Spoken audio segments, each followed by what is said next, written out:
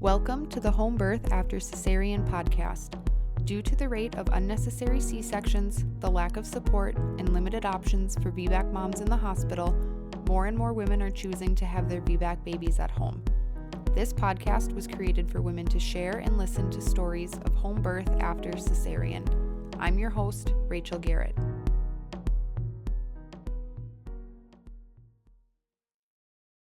Today we're chatting with Morgan, and we have a lot to talk about today. So Morgan is going to share a little bit about herself, her birth stories, and then some of the women that she supports in birth as well. So Morgan, before we jump into our conversation, do you just want to start us off with an introduction?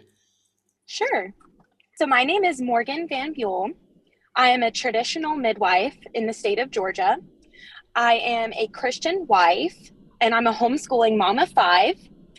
I'm also an anti-vaxxer, an intactivist, and a truth seeker. And I'm really excited to talk about birth today.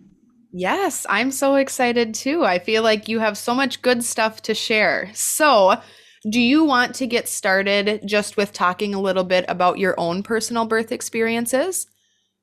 Yes, I would love that. So my first birth was actually a C-section.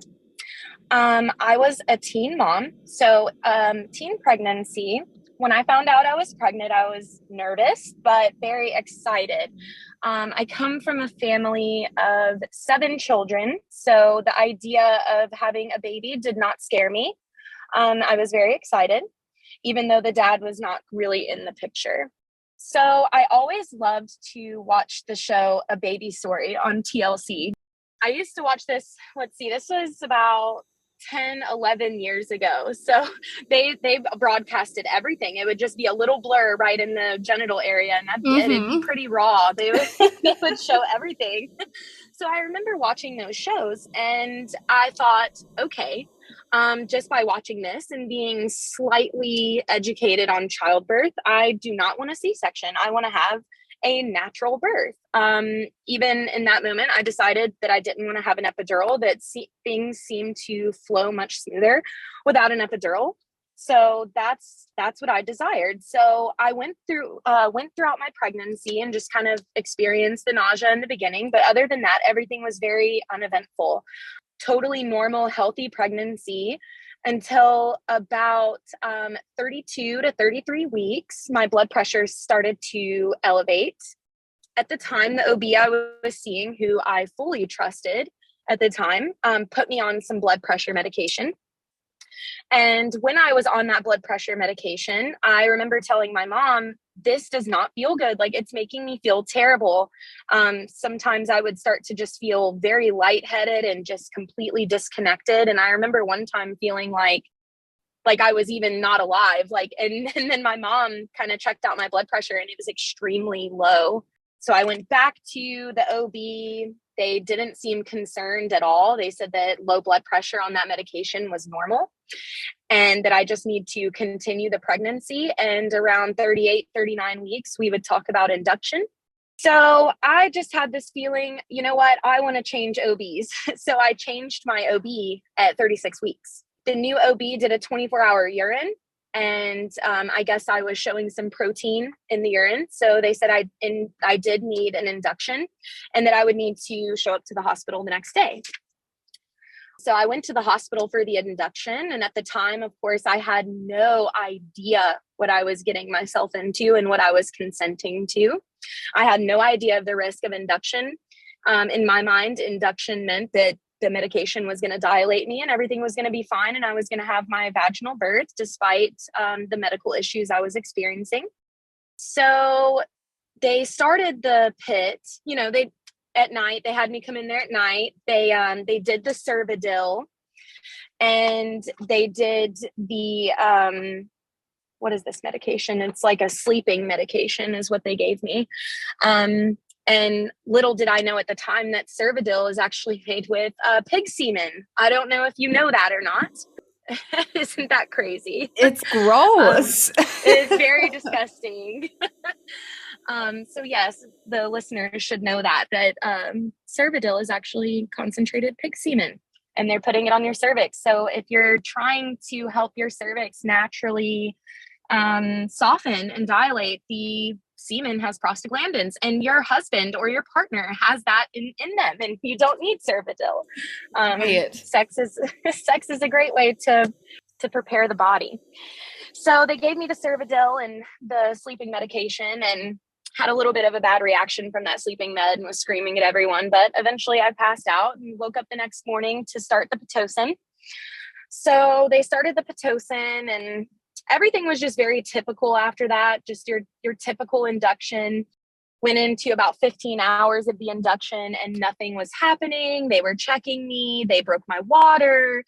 And I was just labeled as failure to progress after 15 hours and sitting at a 3. So I got the epidural at that point, and then, cascade of interventions, they bumped up that Pitocin. And even though I wasn't feeling it, my poor little baby Bryson was feeling it, and he started having heart decels. And what do you know?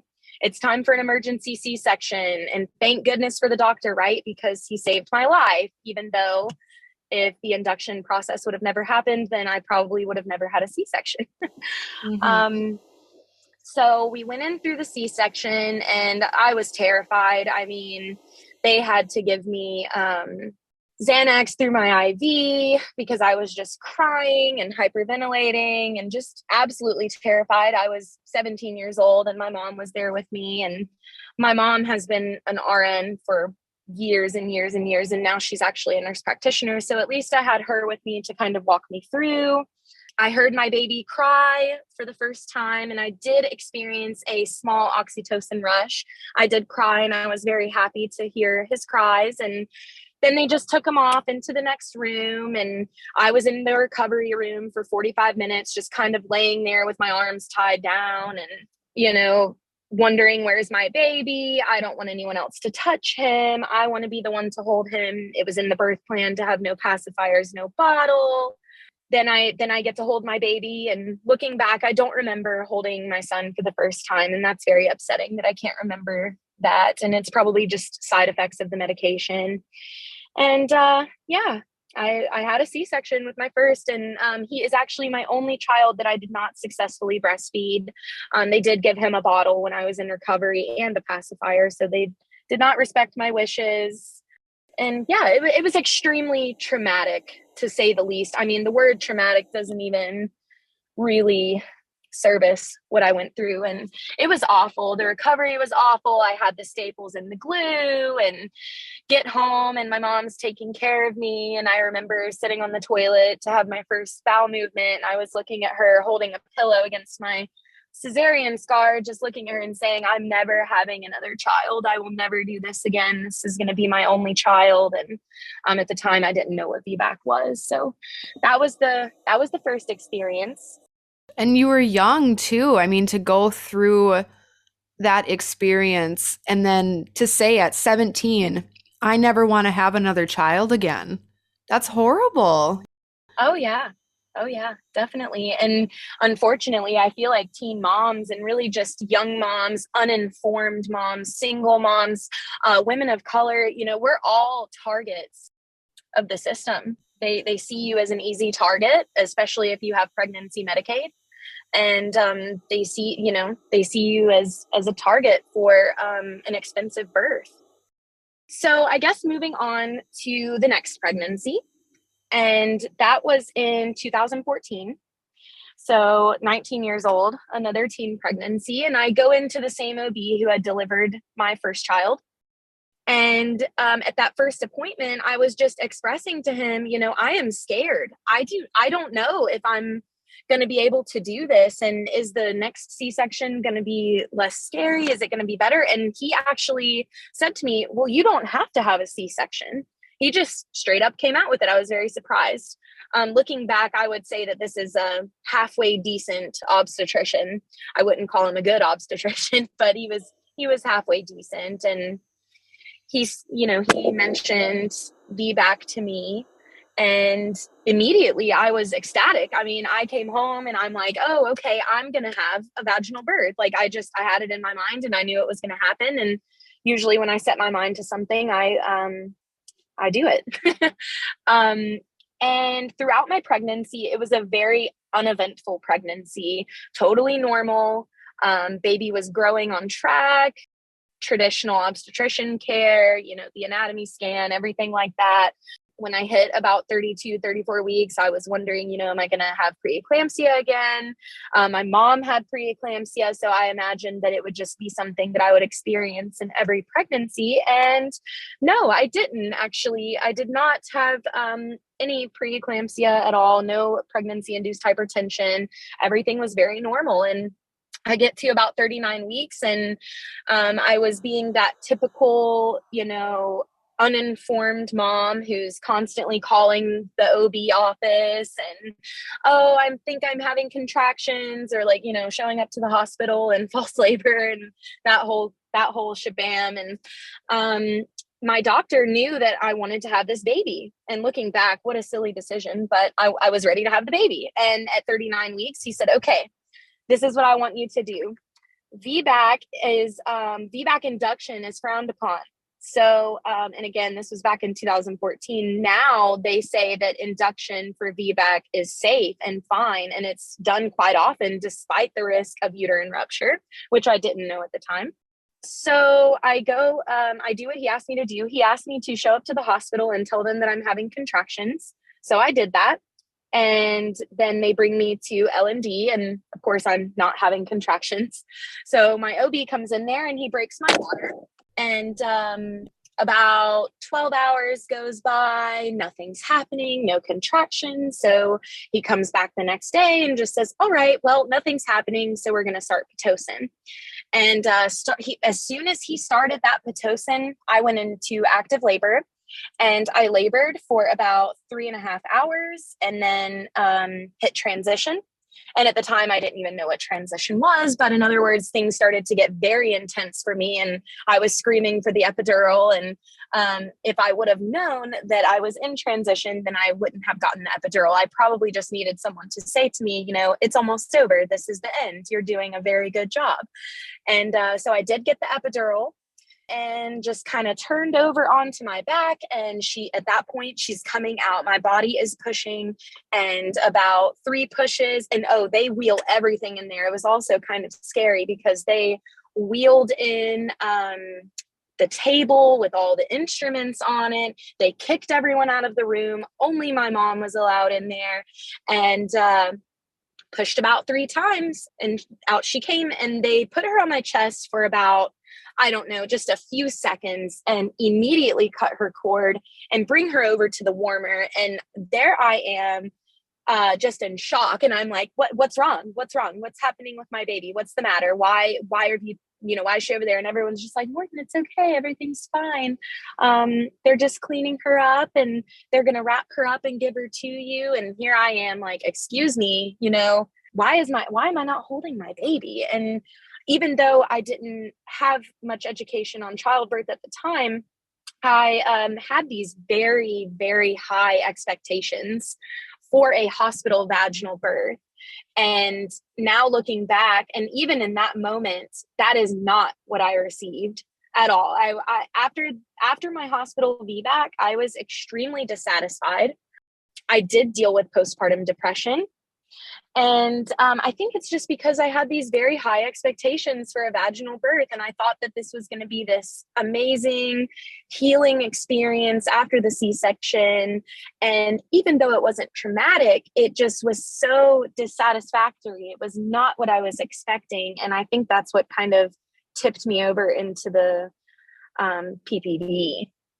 Well, and just hearing you say there was nothing wrong with baby, like people were telling you that there's nothing wrong. It was just purely like hospital policy and routine for baby to go to the warmer and get wiped down and wrapped up and have a hat thrown on them and all these things. And it's just like, why? Why is that necessary when there is nothing wrong with baby? Why wouldn't baby just stay on your chest the entire time? Oh, at this point in life, and being a traditional midwife, I can tell you right now that there's no reason for any human being to even touch that baby in the immediate postpartum unless there is an emergency happening. Not stethoscopes, not pricks and pokes and touching and anything. I mean, I I hand the mother a towel if she needs it. And that's that, because it is so important. I mean, imagine this. We're not animals. I know we're not animals, we're humans, but imagine this. If you touch a bird's eggs in the bird's nest, that bird is never going to come back to its eggs if it smells another person on its young, even though that's not exactly how we run. But you are disturbing that oxytocin. You are disturbing the connection between mother and baby. The hats are blocking the pheromones coming from the baby's head. The erythromycin in the baby's eyes is blocking the baby's vision. When a baby is actually born with great vision, and then the vision kind of goes away for a couple of months there and then comes back once they're used to the outside world. But there's a lot of things that the hospital is doing to sabotage that connection between mom and baby. So with not feeling completely satisfied with that hospital VBAC, where did that lead you, or how did it bring you to want to have your out of hospital births then? So it's the story of how I came to where I am now is actually very different, I should say, because even that experience alone did not immediately put this light bulb in my head about home birth. As a matter of fact, I did not even know that people have home birth. Like, I thought that was something that was kind of just extremely rare, and that it just wasn't for me. Like, it never even crossed my mind at the time. And again, this was back in 2015. So then we move on to baby number 3. And when I got pregnant with baby number 3, I went back to the same OB again. And when I went to that OB, it was probably about the 3rd appointment, and a new doctor comes in and she tells me, "Oh, sorry, the doctor that you have been seeing is actually no longer practicing. So this is me. This is who I am. There's actually a midwife here too." And I was thinking, oh, midwife, that's great. Like, I would love a midwife. Then I can probably have a more natural experience, which is just a whole nother thing that people think, if I'm going to have a hospital midwife or a midwife, that I'm going to have this awesome hospital experience. And that's not always the case. Mm-hmm. But anyway, so I go into one of these routine appointments, and they come in and they say, "Okay, now it's time for you to have your vaccines." And I was like, "Excuse me, vaccines during pregnancy?" Well, that's funny, because I've had 2 children and I've never received a vaccine during pregnancy before. And they were like, "Oh, yes, you have to have your tetanus, pertussis, and flu vaccines. It's to protect the baby." So at the time, I was actively vaccinating my first 2 children. So it wasn't that I was afraid of all vaccines and that I was this anti-vaxxer yet. It was just I needed to learn about it. So I asked them for an insert and just for information. And ironically, this is actually the first time that I ever stood up for myself during any of my pregnancies, and really truly wanted to make this informed decision. I was at a point in life where I was asking questions. I was learning this new way, getting into the natural side of things. I was cloth diapering my baby, breastfeeding, and kind of just jumping down this rabbit hole, but just in the very beginning stages. So she looks at me with like this crazy look, and this is the medical assistant. And then she walks out and she sends in this midwife, this great midwife that I'm so excited to see. And she sends in this midwife, and this midwife looks me in the face and is like, "I'm going to go ahead and be very honest with you. We're not going to tolerate this hippie stuff in this office." These are her exact words. Yeah, her exact words, "hippie stuff in this office." And I was probably just not wearing any makeup, probably had like a long skirt on or something. And she's just thinking that I'm this like anti-vaxxer or something. And I wasn't even there yet. And I looked at her and I was like, "Ma'am, all I'm asking for is an insert. That's it. I'm not saying no. I'm not telling you that I'm not going to get the vaccine. I just want to make an informed decision. And you are stopping me from making an informed choice." And then she walked out, and then she walks back in and she just said, "Okay, here's the deal. We don't have inserts. We are going to give you two choices here. You can either receive the vaccine today, or we will give you 30 days to find a new provider. And look, Wow. oh yeah. She was like, we're dismissing you from the practice, period. And here I am, like, I was so upset. I left. I was crying. I was like, no, I've had this doctor, this practice both times. And little did I know that that was a complete blessing in disguise. I mean, that moment right there, thank you. I wish I could say that doctor's name, but we're going to keep it private. But I just want to tell her thank you for starting this new life for me, because that was the beginning of that. Wow. And so I know. And truly, it's like, if they're not willing to give you informed consent and like talk through that with you at that time, how is that going to translate into when you're actually in labor and you're so much more vulnerable and going through that whole process? Because if there's no informed consent now, do you think that there's going to be later? Probably not. Absolutely not. Well, good for I you know. for turning that into a deeper journey for yourself. Absolutely. So I left that office with my tail in between my legs. What am I going to do? Where am I going to give birth? And something just hit me at about 22 weeks pregnant. And I was like, you know what? I'm going to go find a midwife, like an actual midwife. I'm going to go find a home birth midwife, and I'm going to give birth at home, because I'm not going to put up with this. I deserve autonomy. I knew at that moment, like, I deserve this. I want this for myself. I want to have my baby, and I don't want a single person to touch that baby except for me. This is my baby, and I don't want anyone else's hands on this baby unless it is completely necessary. So I did find a midwife. I'm not sure if she was a CPM or a CNM, probably a CPN. Met with her. She was about 45 minutes away from my house. I scheduled a consultation with her. She did have me come to her house, and that she does the appointments out of her home. So I go and meet with her, and she was a lovely woman. I mean, she was so sweet. And I was talking to her, about my VBAC, and she was saying, oh yeah, well, you're a great candidate, even though between the last two births was only, I got pregnant with my third when my daughter was only 3 months old. So very close in age. And she said I was a great candidate for a home birth VBAC. And again, I was already well into the second trimester at this point. And she was like, okay, that will be $4,000. There is no payment plan. And here is the checklist for your birth kit. You have to purchase your own birth kit. Here it is. The only thing that I bring is oxygen and Pitocin. So this is it. And I asked her, can we make a payment plan, because I'm so far along in pregnancy? There was no option. And at that time in my life, I was absolutely 100% not going to be able to afford that at all.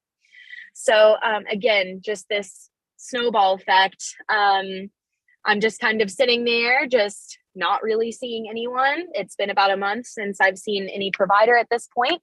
And I meet up with one of my friends who is also pregnant, and we're just hanging out. This is someone that I was friends with a few years prior, and we just met up like, oh, we're moms now. And she informed me that she was going to have something called an unassisted birth.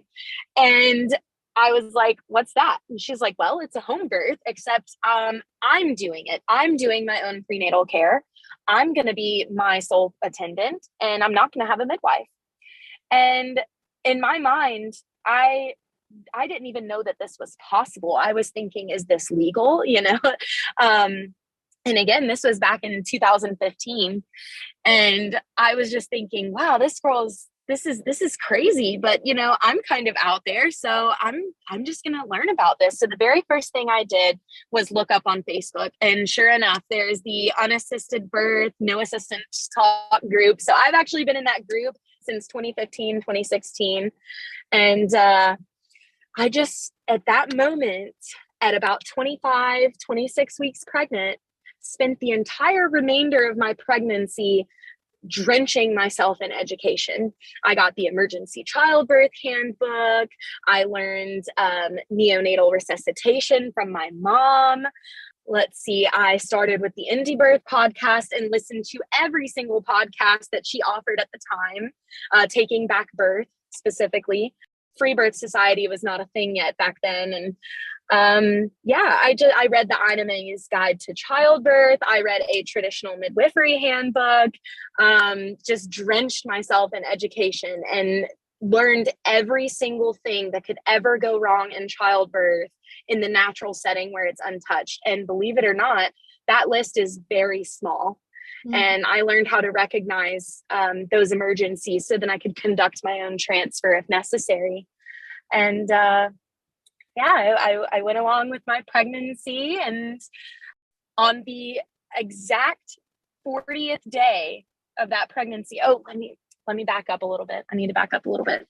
I did opt to see an OB, and I saw the OB until I gave birth. And every time I would go into these appointments, I would kind of just sit there with a smile on my face. You know, he's like, well, since you've had a C-section before, if you don't give birth by 39 weeks, we're going to start discussing scheduling that C-section. And I'm just sitting here like, okay, dude, you don't understand that I'm birthing this baby at home no matter what.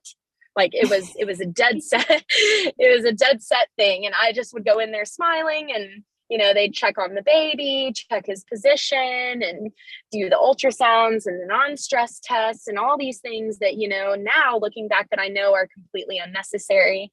But I did those things, and sure enough, let's see, I was 39 weeks and 6 days, and I lost my mucus plug, and I was very excited and went to sleep. And I had this peace over me that I was just going to remain pregnant until my baby decided to be born. And on exactly the 40th day, on his exact due date, on May 31st, I went to sleep. And as I went to sleep, I was just having some practice contractions. And I woke up in the morning, and those practice contractions were still going on. And at 7 a.m., I had my first real contraction. And the plan was to take the older two children to an in-home daycare. So my ex-husband and I took the children to the in-home daycare. And big mistake to ride in the car, because I didn't realize, you know, my previous birthing experience and history was pushing, you know, the 15th hour and 18th hour of being in labor. And little did I know that this baby was going to be born in less than 3 hours. So he was born at 10:05 a.m. And it was beautiful. It was absolutely beautiful. I had a birth pool. I had birth affirmations above me. And as soon as transition hit, I jumped out of the pool, got into the shower. Intuition flooded me, and I just got into the squatting position and delivered my own baby. I caught my own baby. It was just, in that moment, the most beautiful experience I've ever had in my life. And it was like in that moment of his birth that all of that trauma and all of that hurt that I had experienced with the previous two children just melted away, and it was just gone. It was gone. I'm curious what kind of support you had once making that decision to have the unassisted home birth. Like, did you have people in pregnancy and then there with you during labor that supported that decision, or how did that play out? Actually, no, I did not have much support at all for my unassisted birth. My main support system was that unassisted Facebook group. That was my support system. I got in there posting, you know, quite often, and just reading the stories, seeing the pictures, seeing the videos. That was my support, because my mother, you know, being a nurse practitioner, and she was also a respiratory therapist in the NICU. She's seen the bad side of things. So my mom refused to come when I was in labor. She just was driving around in the neighborhood just to kind of be there after the baby's born, to kind of just run in there and save me if need be. And my ex-husband, actually, he was there, but wasn't really supportive at all. He just kind of was in the kitchen just eating. And when transition hit, like, I remember I let out this big scream, and he was like, "That's it, I'm calling an ambulance." And I looked at him, I said, "No, you're not." "No, you're not." No, I didn't have much support. I was my support for that. So, Wow. that I guess that kind of fueled my mission, that Yeah. women should be supported in this. How did that leave you feeling postpartum after going through this very healing experience? Oh, my postpartum was great. And even though with my postpartum, I ended up with severe mastitis, and then the treatment of the mastitis ended up with a fungal infection of my nipples and breasts. And even with all of that, and my son was born with a high palate. So he's one of those very, very rare cases that truly cannot latch in the beginning. Even though it was a very difficult time with the breastfeeding issue, it was a beautiful postpartum. I decided to opt for the to ingest the placenta because I did lose a lot of blood. So I opted to just kind of cut a few pieces off and just freeze them on a cookie sheet and swallow them as pills. And that really helped with just adjusting to having a third baby. And I tell my moms that, a lot of people say that going from 2 to 3 children is sometimes the most difficult transition. And I believe that because of my means of birth, that made that transition very smooth, and it was just a wonderful experience. I did not experience the postpartum depression like I did with my second. And it kind of goes Yeah. back to what we were talking about with like that feedback loop of hormones and the oxytocin and everything right after birth just being completely undisturbed as compared to when you were in the hospital. There were all these interruptions and disturbances along the way. Absolutely. Absolutely. No one touched my baby except for me. And then when I was ready to go and clean up, I was able to pass the baby to someone else. And I had that full oxytocin rush. When you are induced, you do not receive that oxytocin rush. You're receiving something that's counterfeit. Your body does not truly release all of that oxytocin. And, I'm sure that your listeners know that oxytocin is the love hormone. It's the same hormone that is secreted when you see a friend that you haven't seen in a long time, when you kiss someone, when you make love to your partner, and when you breastfeed and when you give birth. And the largest rush of oxytocin that anyone will ever experience is during the moment after birth, the moments after birth. Mm-hmm. And anyone who's not birthing in full autonomy is missing out. Yeah. And it's so protective too. I mean, it's there for a reason to help you bond with your baby and have that immediate relationship with your baby. Yes, I completely agree. So then after I had Vincent, I knew that this had to be shared. This experience, I have to be able to get this to other women. So in that moment, I was like, okay, I'm going to start my journey as becoming a birth attendant. At the time, I wasn't sure what kind of birth attendant I was going to be. I just knew that I would support women in all aspects. And at the time, I didn't know exactly what that meant. I just knew that from my experience being in the unassisted birth world, that babies can be born after 42 weeks and be healthy. And your waters can release early. And as long as you're taking care of yourself and fully educated on the matter, then you can go on to continue your pregnancy in some cases. And that high blood pressure can be treated at home and all these things. So I wasn't exactly sure what that meant. And to make a long story short, I found out what a birth keeper was and started my journey on that. And then I got pregnant with my 4th child. And at the time, I was going through a divorce. So my pregnancy with Violet, with my 4th child, very uneventful, a totally normal pregnancy.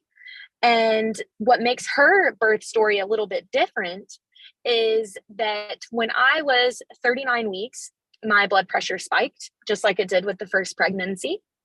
And I immediately go back to what I've learned. And I had learned about the brewer's diet during my learning about birth and everything in between.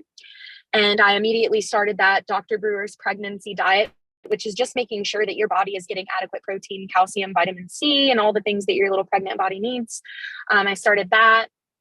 I did all of it. I did the garlic, I did the dark chocolate, I did high doses of magnesium and vitamin C. And within 48 hours, my blood pressure went back down.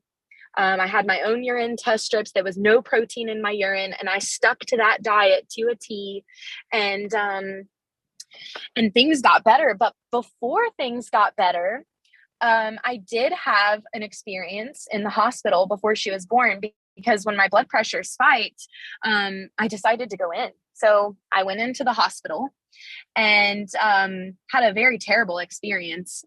Pretty much went in, and this doctor, they asked me, what's your history? Have you had, C-sections and such? And to make a long story short, this doctor had seen that I had had a previous C-section, and she came in there just totally ready to slice me open. She's like, oh, okay, so you're 39 weeks. And I was like, yes, but I'm having a home birth. This is my second home birth. And of course they're mortified.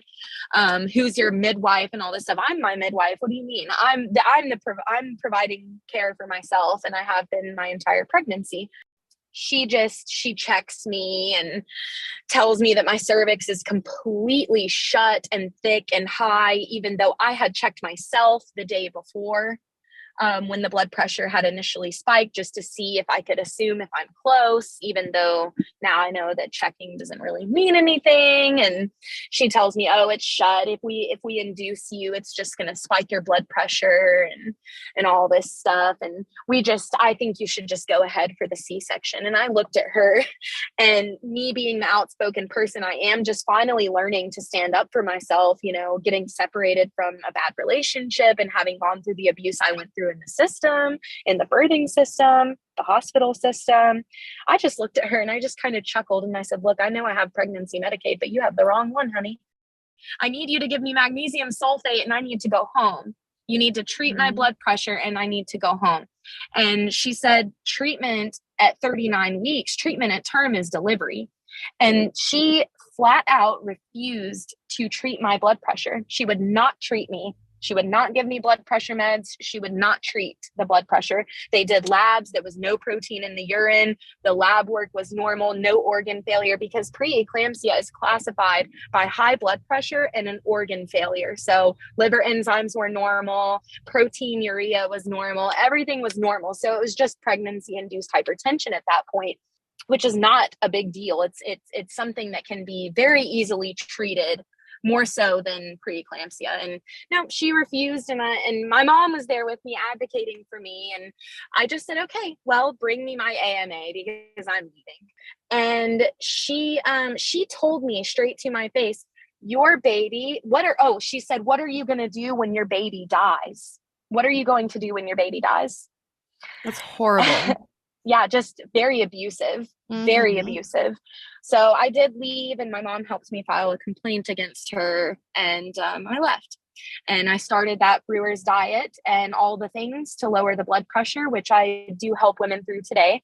And I went home, and this was at 39 weeks, and I carried this baby to 42 weeks and 2 days with the blood pressure down. And I went into labor. And this is where this story gets interesting, is I delivered Violet completely by myself with my other children asleep in their rooms.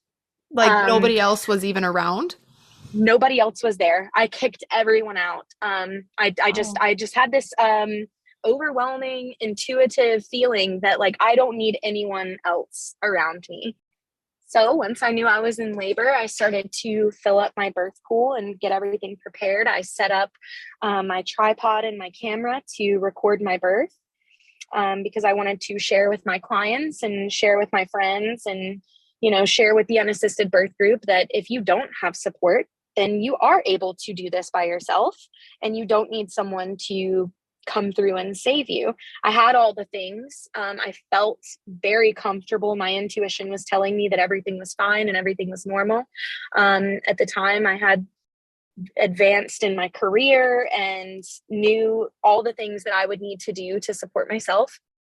I went into labor at about 11 p.m. and this birth was much different because my labor was 2 hours longer than the one before. And I later learned that the reason for that was that my baby was posterior. And I did not experience back labor like most say, but I had my birth pool. And as soon as transition hit, this was my second attempted water birth. And as soon as transition hit, I ran straight into the bathroom.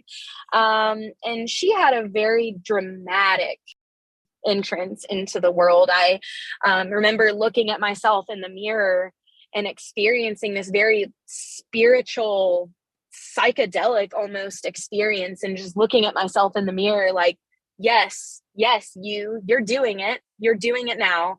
And I just crouched down and just had this overwhelming urge to vomit and to have a bowel movement. And I knew it was the baby coming out.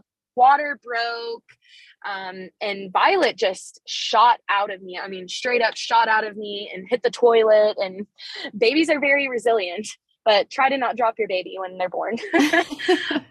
But yeah, she shot straight past my hands, and I picked her up out of the floor, and she was beautiful. Her color was gorgeous. And even though she wasn't crying immediately, she was grimacing, and her tone and everything was just so great. And I'm holding her and I'm crying and just loving on her and stimulating her and kissing her. And within about 60 seconds, she let out her first cry and sounded very dry and perfect. Everything was so great. And my oldest son heard the commotion and came running in there and just put his arms around me and was kissing his little sister. And it was just so beautiful. And my mom came right after, just like she did with the previous birth, and got me into the bed and helped me with my immediate postpartum.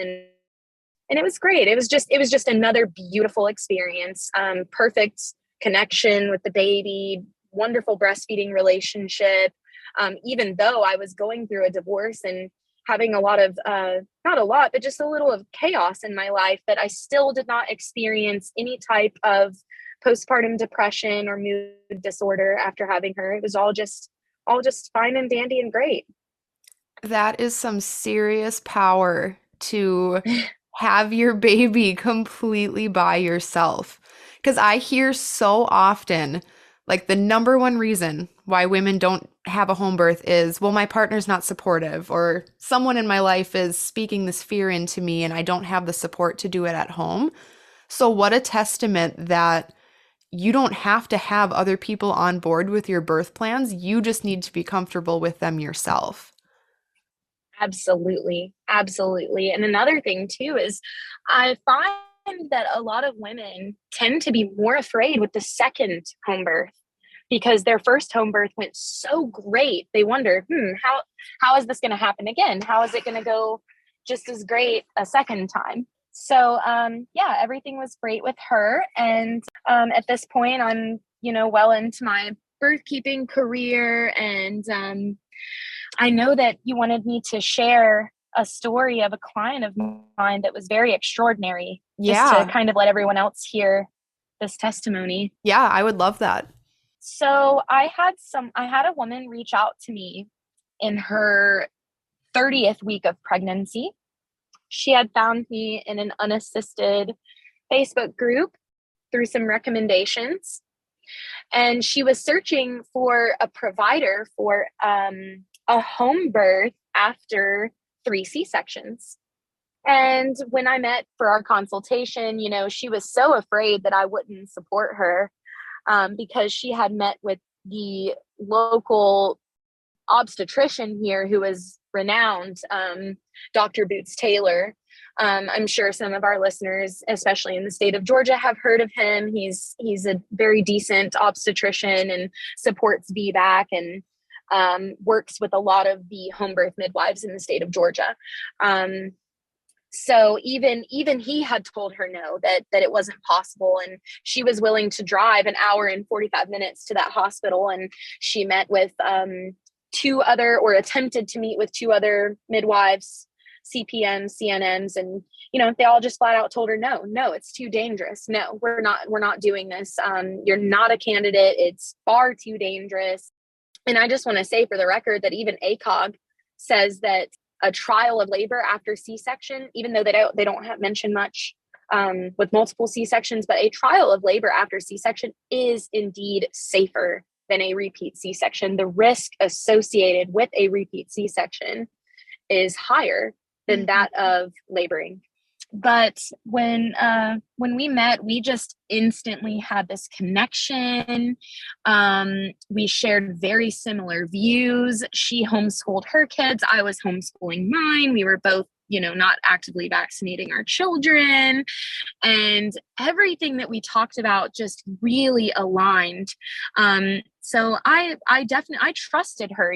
She was very, very well informed and knew that how important it was for her to trust her body and to trust her intuition during this process. And, we kind of just went over what a uterine rupture would look like, and what are the signs and symptoms of this and how to recognize it. Just talked about fetal positioning and all of these things. And yeah, she decided to move forward with it and hire me. And we met for a couple of prenatals. And during these prenatals, not once did I ever feel afraid or fearful or anything. I fully trusted her. And anyway, so we met for our prenatals, and everything was looking very nice. No blood pressure problems, no proteinuria, nothing to ever worry me during the process. And she surpasses her due date, which is totally fine. Then eventually reaches the 41st week of pregnancy, and nothing was happening yet. She just continues on, and I encourage her to follow her intuition and listen to what her body's telling her. And then I finally get the call that her water has broken and that she's having contractions. So I head out to her house, and at the time she was 2 hours and 20 minutes away from me. Due to what I offer, I have a pretty high demand, and sometimes have people that are even out of state and who are trying to get me to attend their birth. So at the time, I didn't mind traveling. So I get to her house, and by the time I get there, contractions have slowed. Nothing's really happening. She's contracting about every 5 to 10 minutes. Then the contractions start to fizzle out some more, and just encouraging her to rest. And then we go into the next day, and I was there for about 18 hours. And she just encouraged me to go home, that nothing's really happening at this point. And I'm letting her still remain in control of the situation, of course, as always. And I go home, and she continues being pregnant. I just, I let her know, no fingers, no sex, nothing inserted into the vagina, because your waters are open. And at the time the fluid was clear.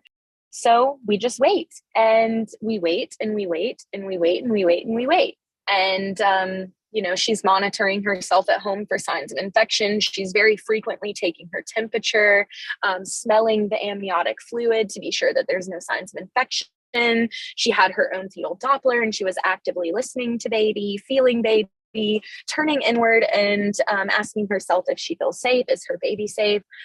So an entire whopping 8 days goes by. Wow. With her water open. And finally, she gives me the call. All right, it's time. Contractions have picked up. Please come back. So I come back to her house. And again, by the time I get there, the contractions are very irregular. One's coming every 5 minutes, then every 20 minutes, then every 10 minutes, just very irregular. I do not require cervical checks at all in my practice. So unless she asks me to check her, I'm not going to. And I have encouraged her to not opt in for cervical checks due to the water being open. And it's very good that we did that, because I think that had a lot to do with her success. So what we did was I just said, okay, let's do some work here. So what we did was we got the rebozo out, and I did just a little bit of shaking the apples, and you can look this up on Spinning Babies to see what this is. It's kind of just using this rebozo to kind of shake the hips and reposition baby if baby's in a bad position. And her baby was in a little bit of a transverse lie at that time. So we did shaking the apples. We did side lying release on both sides for 30 minutes each side. And then I had her get up and do some deep squats. And the moment she got up from that third deep squat, her contractions were right on top of each other, coming every 5 minutes, then coming every 2 minutes. And they remained that way for 4 hours.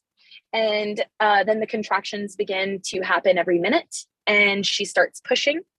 And this powerful mama, after 3 C-sections, pushes out a beautiful, healthy baby girl, and that cried immediately, and was also covered in meconium because she did pass a meconium bowel movement towards the end there, and gave birth to a 7-pound and some change baby.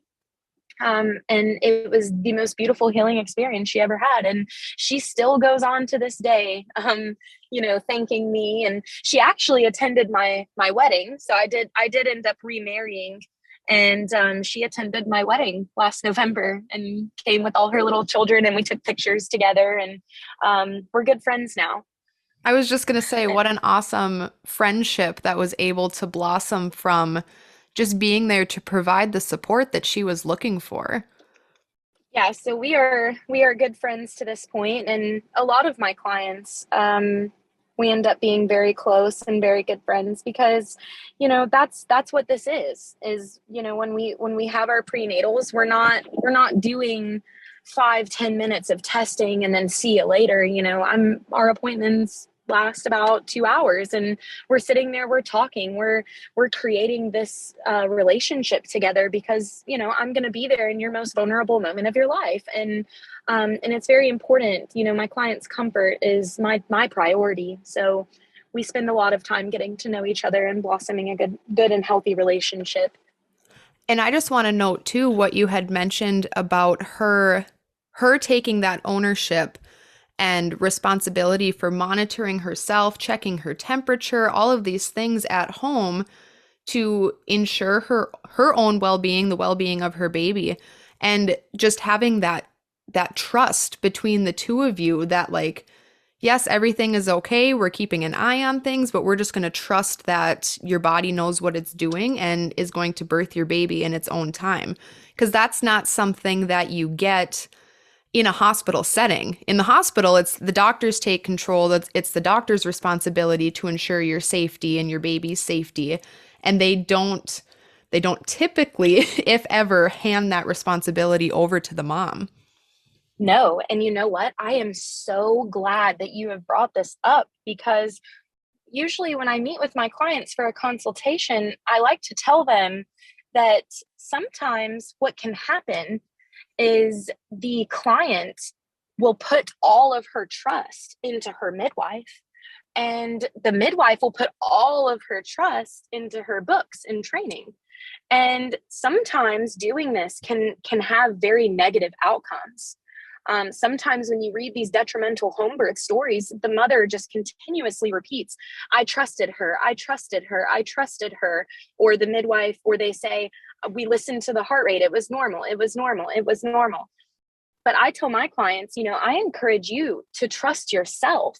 I want you to trust yourself. I want you to go deep within and listen to that God-given intuition. I mean, I believe that this is a gift from God. This is a gift, and all women have it. And it's just a matter of being able to separate fear from intuition. And I want my clients to trust themselves, and I put my trust into my client. Mm-hmm. We have to bond this very trusting relationship, and it's very important for healthy outcomes. I feel like sometimes it's hard for women to tap into their own intuition and trust themselves when they don't have the support to do so. So, I mean, I just think that that's great that you put that trust and support out there for other women to have the opportunity to tune into themselves and really listen to themselves, because that's really hard to get with OBs, different types of midwives. I mean, really, really anywhere, or even from just the people in your day-to-day life. Yeah, that's, and just while we're talking about this, this is why when I decided that I wanted to be a midwife, I chose against licensure. I chose against it. I'm unlicensed by choice. I am a fully traditional autonomous midwife. I don't believe that any governing entity should be able to tell me who I can and cannot take as a client, because I believe that every woman has the right to decide who is qualified to attend their birth. And there are just many reasons for this. And one of them being just my experiences alone with my own births, going past 42 weeks, that's normal.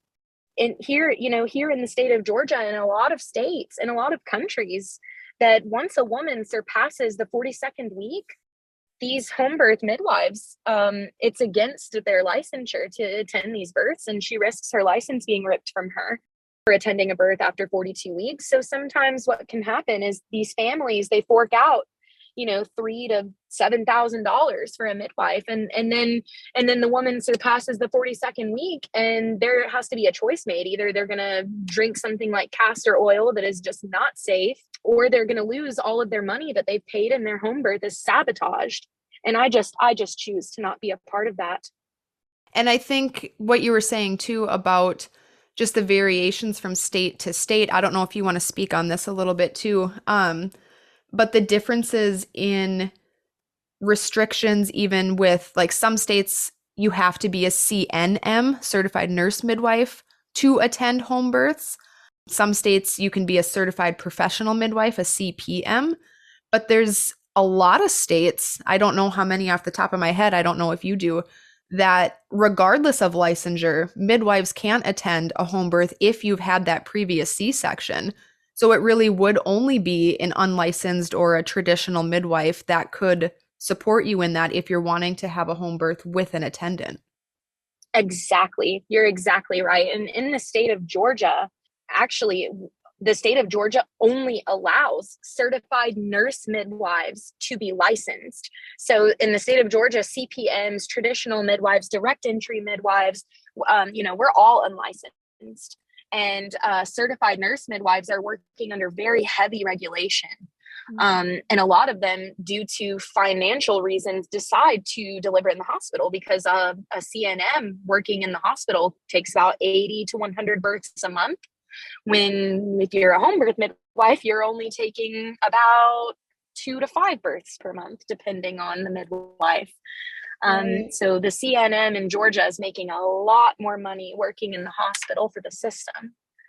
And it's super unfortunate that that's what it comes down to at the end of the day. You know what I mean? Like instead of, I understand it. I'm not trying to say like, oh, that's horrible of these midwives to choose to work in the hospital, because when you're put in that position and you have to support your own family and consider all these other factors, it's a shame that all of these policies and legalities and politics and money and things in reality, they take away support from women who aren't wanting to birth in the hospital, and it gives them such limited options. Oh, it's very true. It's very true. And I feel like that licensure inevitably harms women. I am a firm believer in that, that it is harmful. It will force a woman to the hospital when it's not necessary.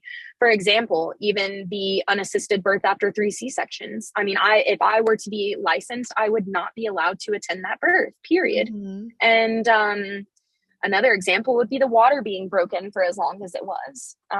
Totally not allowed. I think that the cutoff is 18 hours and then a transfer must happen.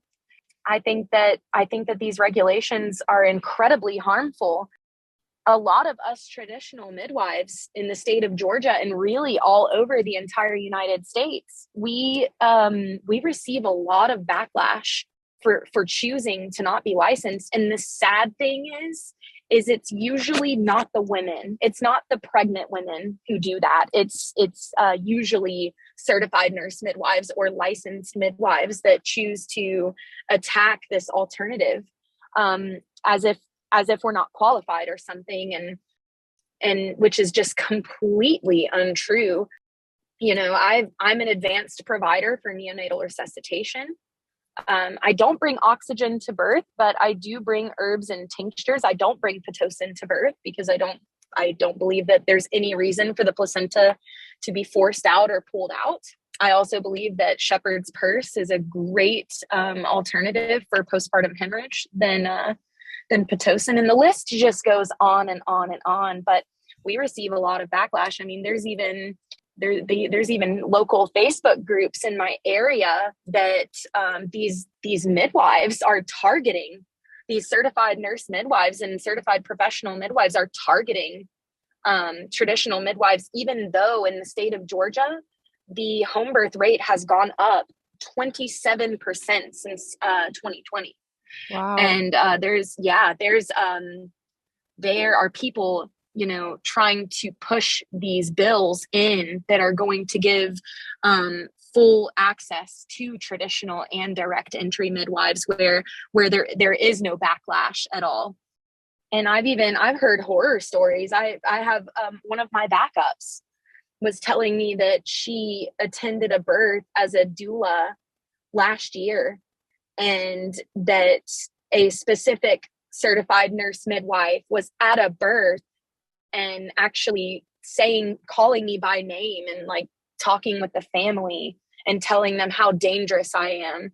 I don't have to say their names because I'm not going to stoop down to that level, but there are a few that I could name by name who are trying to limit access of midwives to these women. And it's awful. It's wrong. It's very, very, very wrong. And I think that home birth midwives should stand together and work together on helping the maternal mortality rate crisis. I mean, we have a mission here, and we're all on the same mission, no matter how we got our education or what type of certificate or licensure we hold, that we're all on the same mission here, trying to have healthy moms and healthy babies.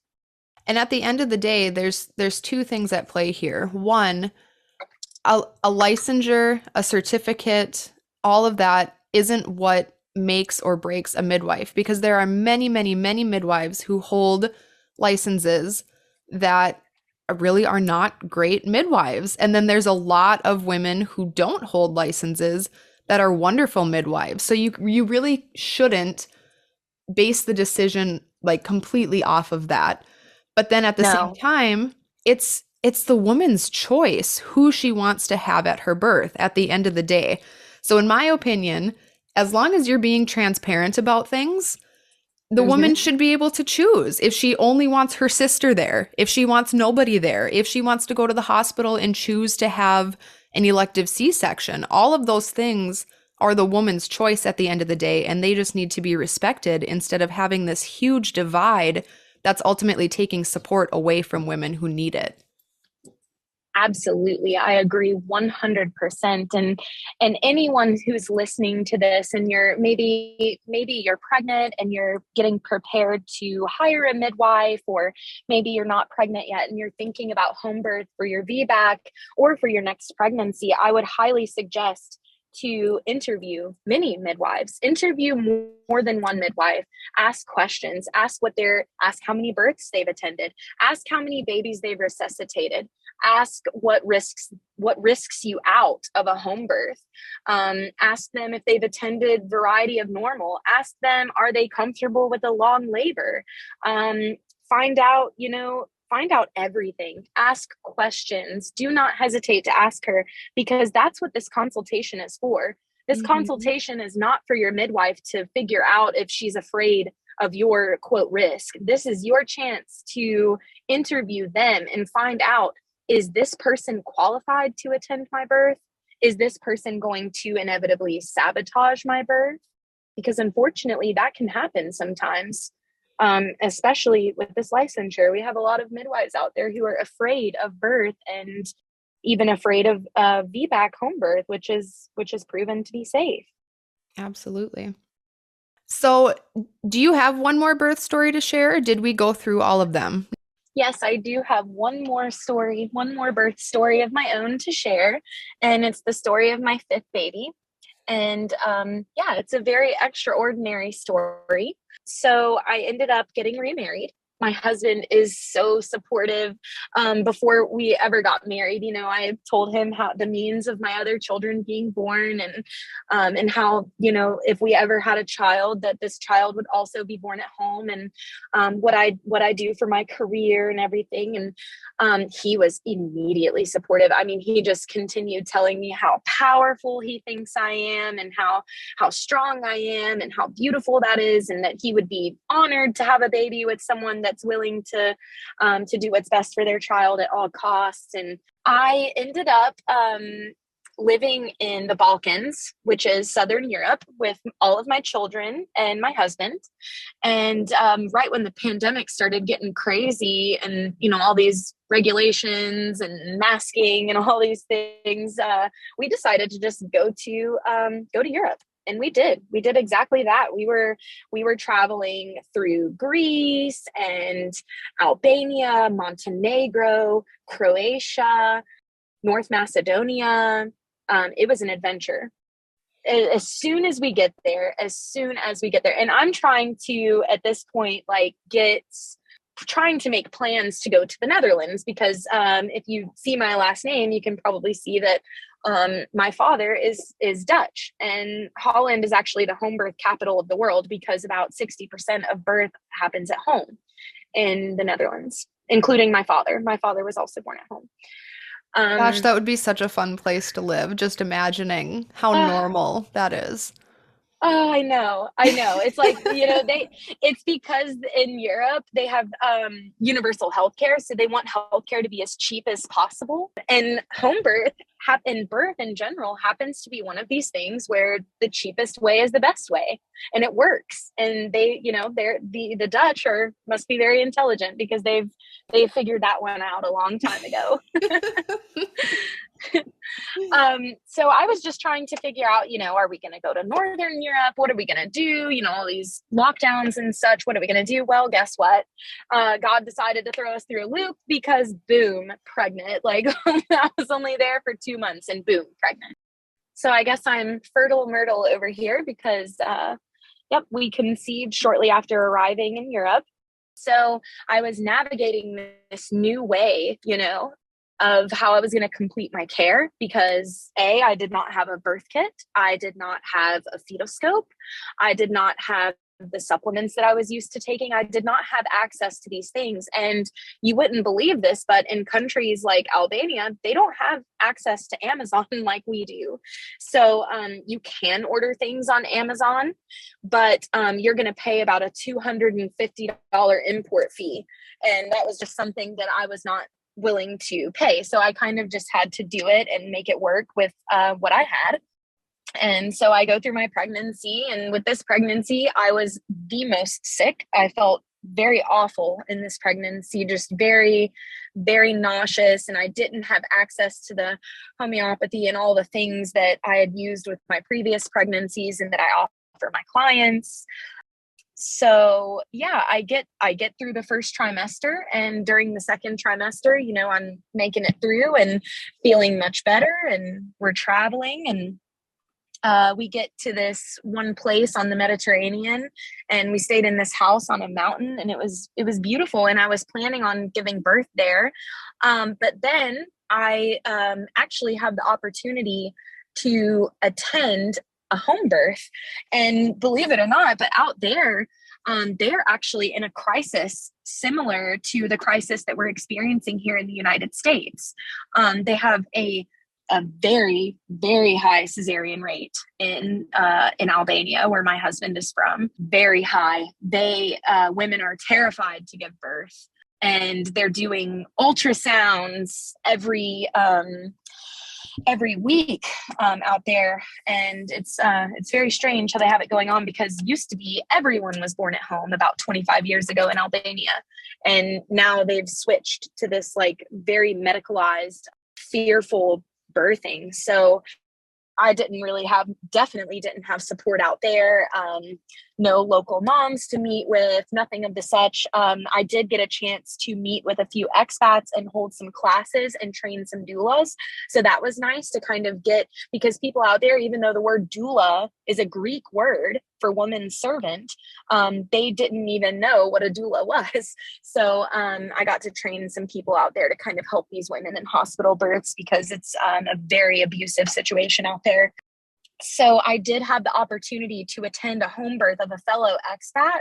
Her name is Krista, and she was a first-time mom. And we were able to blossom this awesome friendship. Instead of me delivering in Albania, we decided to go out to Montenegro so I could be with Krista when she gave birth and assist her birth. And I did. So I got to attend this beautiful home birth for a first-time mom when I was 36 weeks pregnant.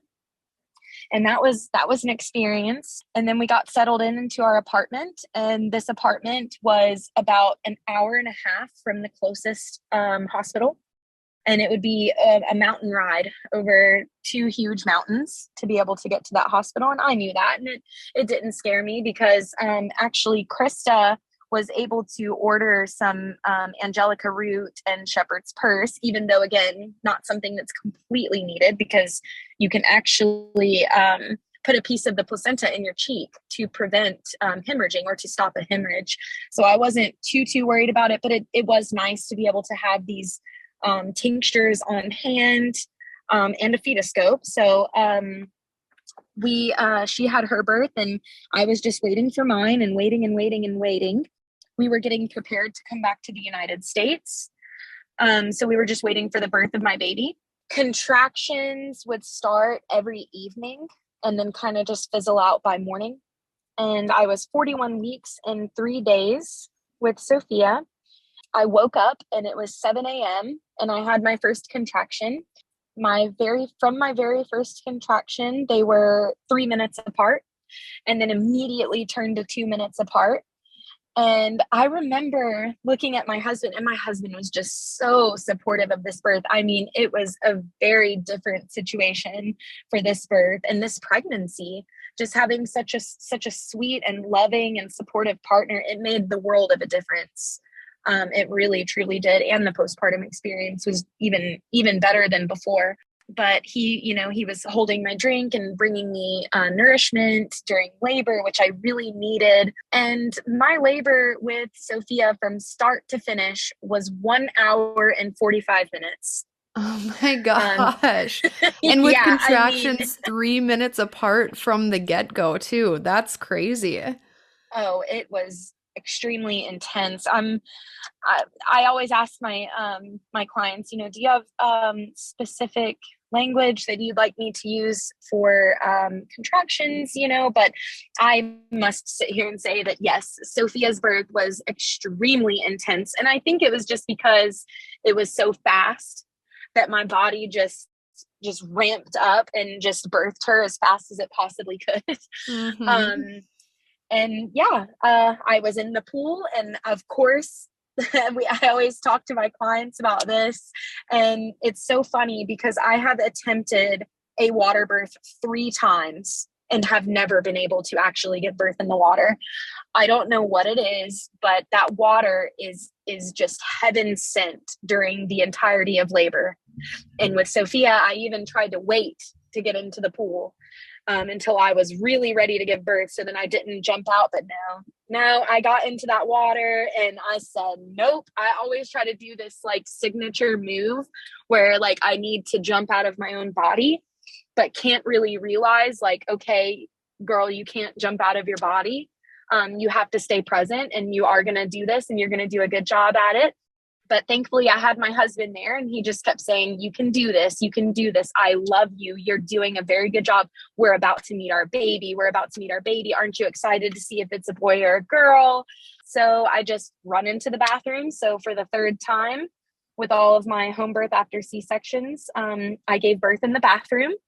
And it was very special because I went from having a very unsupportive partner to birthing alone, to then having a very supportive partner. So I just, I looked at him and I was like, are you ready to meet our baby? And he just looked at me with this like crazy look, because in his mind and looking back to it, he did not know that baby was about to come out because it had only been an hour and some change. And no, sure enough, my baby is coming out. And we both just put our hands down there, and we both guided her straight up to my chest. And we were just both crying, and so much tears, and all the kids come running in and they're just like, oh, baby, and it was just us. It was just myself, my husband, and my 4 older children. And it was just such a beautiful experience. Once again, huge oxytocin rush, crying, my husband's crying, happy tears. And I just, and we look and see what the baby is, because I really thought that this baby was a boy.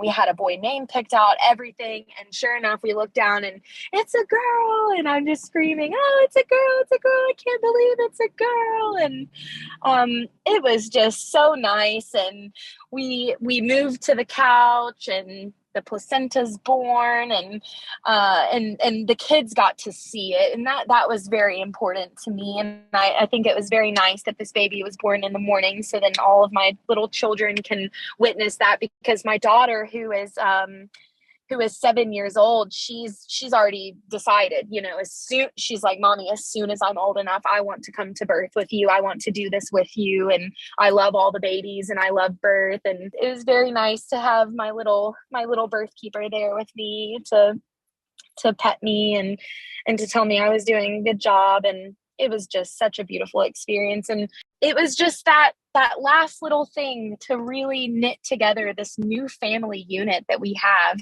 And for my kids to be able, my kids from my previous marriage, to be able to witness what it is truly like to be a supportive father in all aspects. And just a very healing, beautiful experience once again, which was expected, and everything went perfect. And she latched right away. And with this postpartum, we decided to spend the entire 10 days in the bed, and that made a world of a difference too. And that was something that I put to my husband, to be able to make that happen and take care of the older children, so we could really spend that time to bond and the healing process. And it was my fourth vaginal birth, and I healed just fine, healed perfectly. And another thing to really point out there too is something that I was afraid of was tearing, and I never did. Out of all the births I've attended, I would say that maybe 2% of my clients have experienced a very small tear, and it's always someone who's had a previous tear. It makes a really big difference when you're able to move freely, choose the position that you want to give birth in. You don't have hands and fingers and instruments and all these other things up there forcing your baby to come out, or you're not laying on your back numb and not able to really work with your body or feel what your body is doing. I mean, all of those things drastically increase your chances of tearing, whereas the normal physiology of your body is gonna, I mean, not that a tear is inherently a bad thing. Like sometimes it happens just because it happens, but if your body is supported in the way that it should be, it's so much less likely to happen. Absolutely. And another thing that's that really helps the process along is to not have someone that is coaching you to push, because nobody knows when it's time to push except for the mother. That is an undeniable feeling. And sometimes a mom may never push. The body will just push the baby. The uterus, the fundus, is building to eject that baby. And sometimes a mom doesn't need to push at all. You definitely want, when you're interviewing your midwife, you definitely want to ask, does she believe in coached pushing? Because that's very important as well. I am just in awe of your journey, like from the first birth story that you told through this last one, and just how it's shaped you, like you were saying with this last birth, as a family, how it's bonded you, and just how it really changed the trajectory of your own life and what you do now to support other women. It's just really all incredible. So thank you so much for being willing to share everything that you've experienced along the way. Thank you so much for providing this space for me to share everything, because it truly has been life-changing. All of these things that I have experienced have brought me to where I am today, and it has changed the entire trajectory of my life in a very positive way. And now you're passing that on to other women too, which is just, I mean, that's amazing. I was just reading something, this is a total side tangent, but was just reading something last night about how when we heal, we can help others heal. And I think that's exactly what happens in these types of situations. When we take back control over our births and our lives, then we're able to offer that support for other women to go through their own healing process and come out on the other side of it and do whatever it is that they end up doing with it too. So it's all so connected, and it's all so important. Yes, it is. And I really thank you so much for doing what you're doing and giving a place for women to share their experiences, because this is how it's going to change. You are a part of that paradigm of change. Well, and I thank you for that. Well, thank you. Before we wrap up here, the last question that I always ask everybody is for any women that are trying to figure out how they want to move forward in future pregnancies or births, if they've had a C-section, if they're not sure if they want to go the hospital route again, if they want to go the home birth route, is there any advice that you would give or anything that you would just want to make sure they really hear from all of the stories that you shared today? I would encourage any woman to get into a nice quiet place, whether it be prayer or meditation, and really separate your fear from your intuition and take the moment to ask yourself, what is truly best for me and baby? Am I selling myself short by going to the hospital?